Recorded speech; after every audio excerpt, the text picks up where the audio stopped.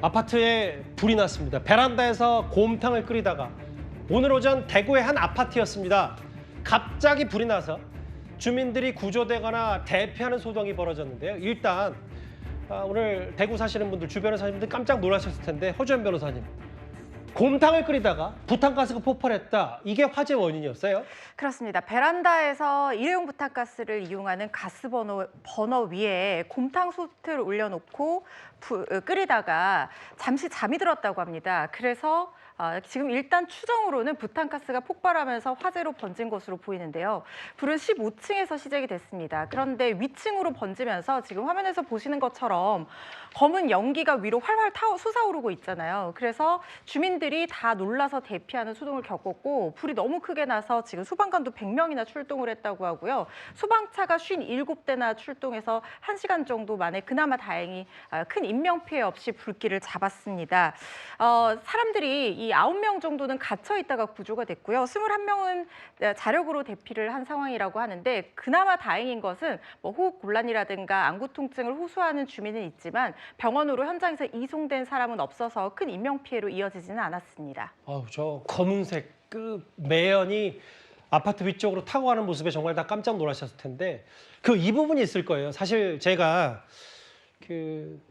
얼마 전에 있었던 부천 호텔 화재 참사를 이제 언급하는 게 사실은 좀 많이 어렵습니다만, 예방 차원에서라도 화장실에 물 틀어놓고 젖은 수건으로 입과 코를 막았다, 이런 생존자에게도 저희가 전해드린 바가 있었는데 이번에도 비슷해요. 허주연 변호사님. 피해 주민들이 아예 젖은 수건으로 이 큰 화재를 버텼다, 이런 목격자와 증언들이 좀 이어지고 있어요. 그렇습니다. 건물 내에서 저렇게 화재가 발생을 하게 되면 사실은 화상으로 인해서 피해가 발생하기보다는 연기를 흡입하면서 사망에 이르거나 중상을 입는 경우가 굉장히 많습니다.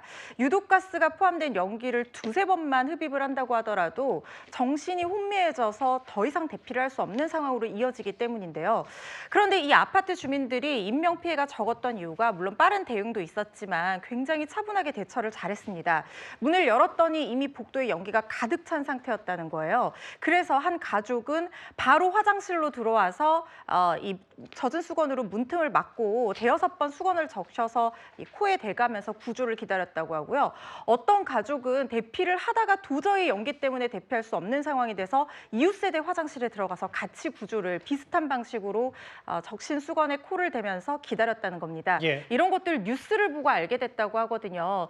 차분한 대처로 그나마 큰 피해를 막을 수 있었던 상황이라는 생각이 들고요. 그런데 한 가지 좀 걱정되는 점은 예. 늘 이렇게 하는 게 정답은 아닐 수가 있습니다. 그렇죠. 상황마다 다르니까요. 그렇습니다. 예. 그리고 만약에 단수가 되는 경우에 화장실로 들어갔다가 더 큰 위험 상황에 빠지는 맞아요. 경우도 있거든요. 그래서 본인이 있는 건물에 대피로를 늘 숙지를 하시고 소화기라든가 만약에 유사시의 상황이 발생했을 때 어떻게 될지 머릿속으로 한 번씩 시뮬레이션 해보면서 다양한 방법을 동원해야 된다는 점도 꼭 숙지하셨으면 합니다. 젖은 수건이 다는 아닐 테고, 맞아요. 아까 물이 끊겼을 경우도 또 대비를 해야 되니까.